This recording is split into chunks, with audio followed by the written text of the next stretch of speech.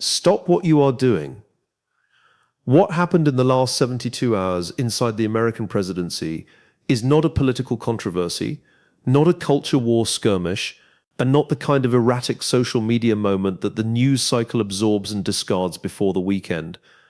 What is unfolding right now, in real time, at the exact moment when American diplomats are sitting across a table from Iranian negotiators in Islamabad with the fate of the Middle East and the global economy hanging on the outcome, is a commander-in-chief publicly feuding with the Pope, posting an AI-generated image of himself depicted as Jesus Christ, watching his own allies describe his behavior as lunatic and clearly insane, and then deleting the post as though the deletion erases the reality of what the posting revealed. This is not a distraction from the war. This is the war's most consequential development in weeks. Not the missiles, not the ceasefire, not the Strait of Hormuz. The question of whether the man directing American military and diplomatic strategy in the most dangerous regional conflict since the Gulf War is operating with the judgment, the stability, and the strategic coherence that the moment requires. That question is now being asked openly by his own allies, on the record, and it cannot be unasked. Understand the timing. The Islamabad talks began this weekend. The ceasefire is under maximum strain. The Strait of Hormuz is partially closed. The global oil crisis is compounding daily. Lebanon is still burning. The Western alliance fractured publicly when Spain's defense minister called American policy senseless on live television. And at this precise moment, with every variable of this crisis requiring the steady hand of a president whose allies trust his judgment and whose adversaries fear his resolve, Donald Trump posted an AI image of himself as Jesus Christ, feuded with Pope Leo on social media because the Pope called for peace, had a senior cabinet official compare the return of a detained airman to the resurrection of Christ, and watched his Catholic voter support collapse by numbers that no modern American president has absorbed this quickly on a single religious demographic. American Catholics voted for Trump by a 20-point margin in 2024. That margin is gone, not eroded, gone. And the people saying so are not his critics, they are his former allies. The irreversible fact of this moment is not the post. Posts get deleted. Trump deleted this one, and the deletion itself is the data point that matters most, because Trump does not delete posts. His entire political identity is constructed around the proposition that he does not back down, does not apologize, does not retreat. He deleted this post. Something made the calculus of keeping it online more costly than the calculus of the retreat his brand is built on never making. What that something is, what pressure or internal assessment produced a deletion that his own political mythology prohibits, is the question that his adversaries in Islamabad are asking right now, with considerably more analytical precision than any American television anchor. Let us talk about what the Jesus post and the Pope feud actually mean in strategic terms, because the temptation to treat this as purely domestic political noise is exactly the analytical error that produces strategic surprises. The Middle East is not a secular theater. It is the geographic and spiritual center of all three Abrahamic faiths simultaneously. And every government operating in that theater understands that the religious dimension of American credibility is not separate from the military and diplomatic dimension. It is woven into it. American presidents have understood this for decades. Every administration since Carter has maintained a deliberate, carefully managed posture of religious respect across the Islamic, Jewish, and Christian communities, whose sensitivities shape the political environment in which American power operates in the region. That posture is not sentiment, it is strategy. It is the recognition that a superpower conducting military operations in a region defined by religious identity cannot afford to be seen as mocking the faith traditions of the populations. It is simultaneously trying to influence, deter, and negotiate with. Trump posted an AI image of himself as Jesus on Easter Sunday during an active war involving Iran, Israel, Lebanon, and every dimension of the Islamic, Jewish, Christian religious triangle that defines Middle Eastern political identity. He then attacked Pope Leo, the leader of 1.4 billion Catholics worldwide, because the Pope called for peace. The most theologically fundamental act available to the leader of the Catholic Church. The single action most definitionally consistent with the institution's 2,000-year mission was characterized by the American president as a reason he is not a fan. The Iranian state media translated both stories within 40 minutes. The Arabic language press across the Gulf had full analysis published within 2 hours. The audience that American diplomacy most needs to influence right now, the populations and governments of the Islamic world whose assessment of American intentions shapes the political environment in which the Islamabad talks either succeed or fail, received the message that the American president considers himself the equivalent of Jesus Christ and considers the Pope's call for peace an act of hostility. The mathematics of that messaging disaster cannot be repaired by a deletion. 3 questions will drive everything that follows, and none of them have answers that the White House communications team, the State Department spokesperson, or any of the officials currently performing damage control in Washington are prepared to deliver honestly. First, what does the specific pattern of Trump's behavior in the last 72 hours, the Jesus post, the Pope feud, the deleted content, the contradictory statements on Iran ranging from annihilation to shrugging indifference, reveal about the actual decision-making environment inside the American presidency at the most critical moment of this war? Second, what are the precise strategic consequences of a commander-in-chief's visible instability for the American negotiating position in Islamabad, for the alliance relationships that underpin American diplomatic leverage, and for the deterrence credibility that is the foundational asset of American military power? Third, with former allies now using the words lunatic and clearly insane on the record, with Catholic support collapsing, with the New York Times running a story on Trump's erratic behavior and the revival of the mental health debate, is there any mechanism within the American political system capable of stabilizing the strategic environment before the instability produces a consequence that no deletion can undo? The truth is worth saying. Here it is. Part 1. How a president fighting with the Pope while negotiating a war became the most dangerous variable in the most dangerous crisis in a generation. The sequence of events that produced this weekend's religious controversy did not begin with the Jesus post. It began accumulating across weeks of behavior that each individual news cycle processed as a separate incident, and none of the cumulative analysis processed as a pattern until the pattern became impossible to ignore. The pattern is this. At every moment of maximum strategic pressure in this war, at every juncture where the decisions being made in Washington carry consequences that cannot be reversed, Trump has responded not with the focused, deliberate engagement that the moment requires, but with the kind of erratic, externally directed aggression that his own former allies are now describing in clinical terms. When the Strait of Hormuz closed and the oil markets entered crisis, Trump posted about praise Allah. When the Islamabad ceasefire was announced and the diplomatic phase of the war required the kind of careful, sustained messaging that builds the conditions for a durable agreement, Trump publicly declared that Iran has been conquered and has no military, a statement that every Iranian negotiator in Islamabad read as either deliberate provocation or strategic incoherence. When Pope Leo called for peace, Trump went to war with the Pope. The mechanism through which these incidents produce strategic damage is not the incidents themselves. It is the inference that adversaries draw from the pattern. Iranian intelligence analysts are not studying Trump's social media posts for their theological content. They are studying them for what they reveal about the decision-making environment inside the American presidency. The question they are asking is not whether Trump is sincere in his religious imagery. The question is whether the man directing American military and diplomatic strategy is operating with the kind of stable, coherent strategic judgment that makes American commitments reliable and American threats credible. The Jesus post is data. The Pope feud is data. The deleted content is data. The contradictory statements on Iran, annihilation one day, walking away the next, are data.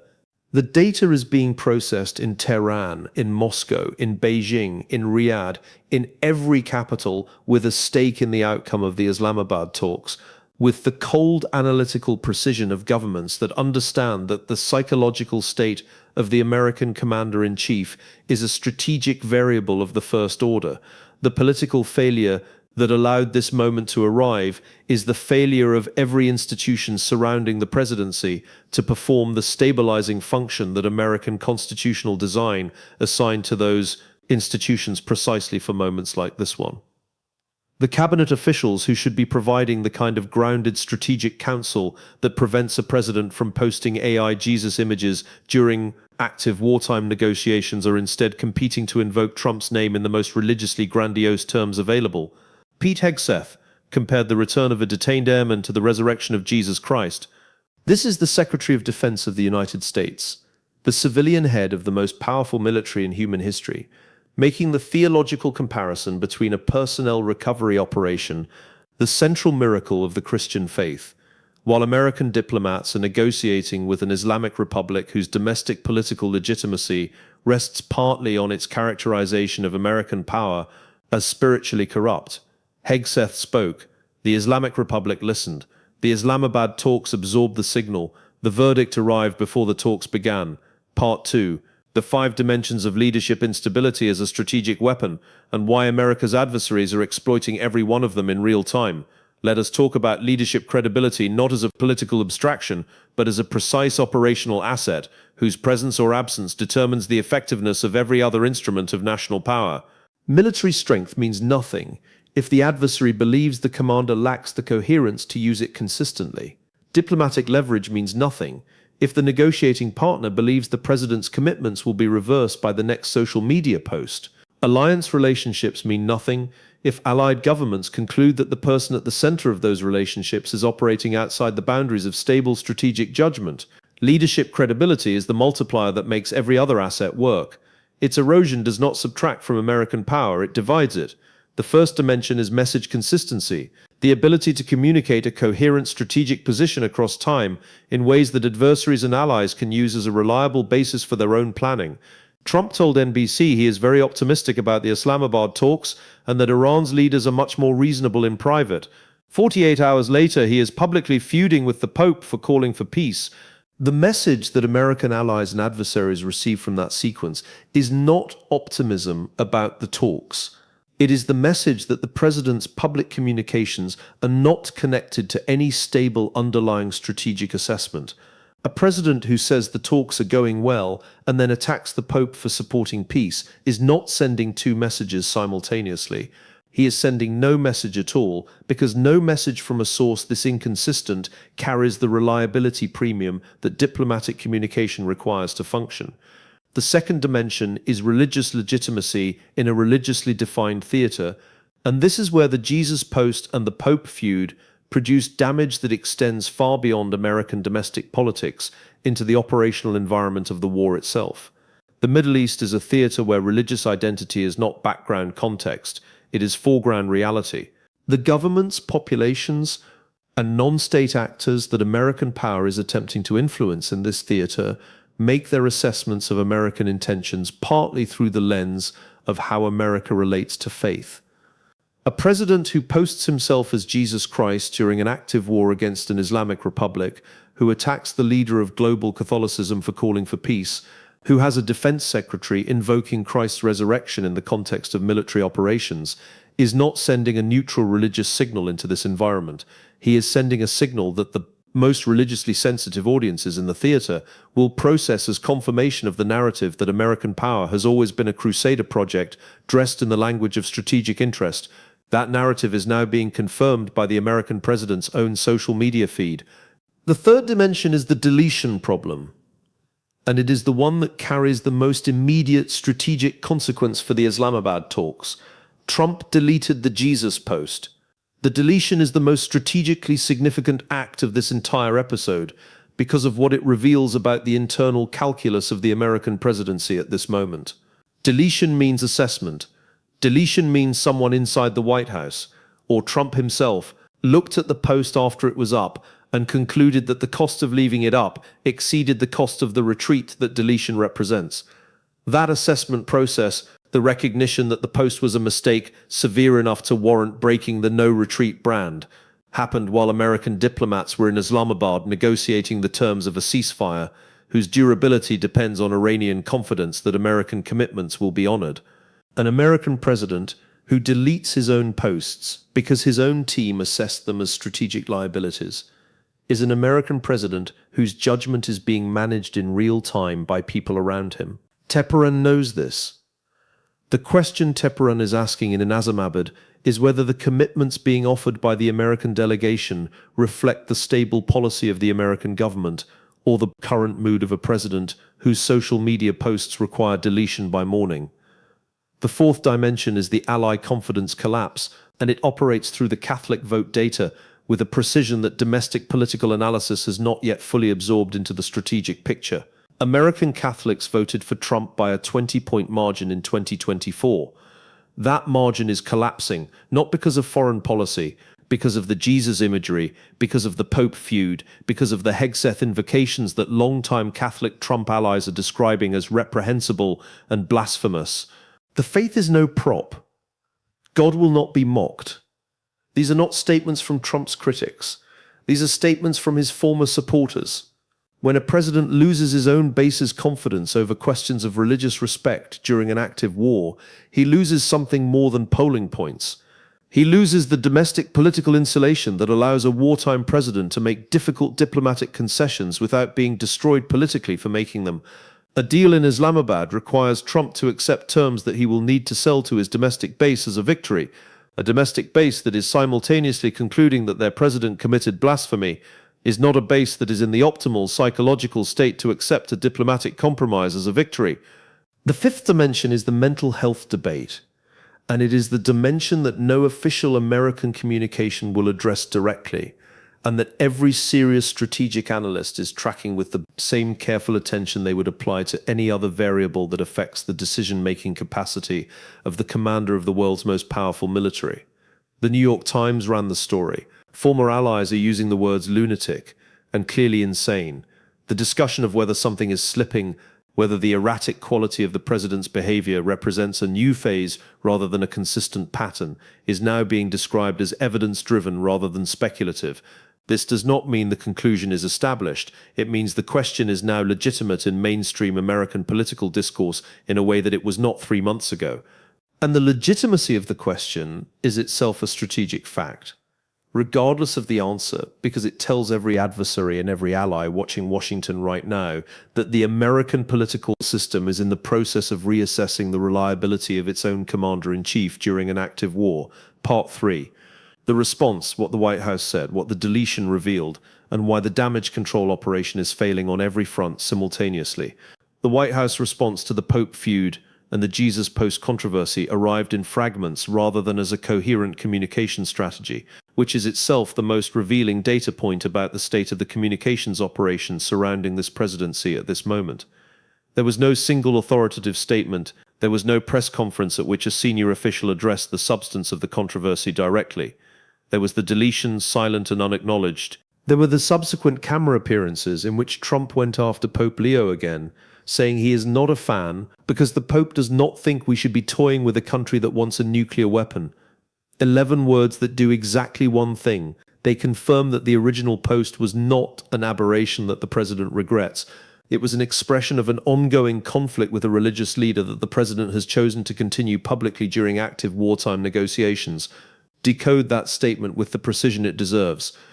Trump said the Pope does not think we should be toying with a country that wants a nuclear weapon so they can blow up the world.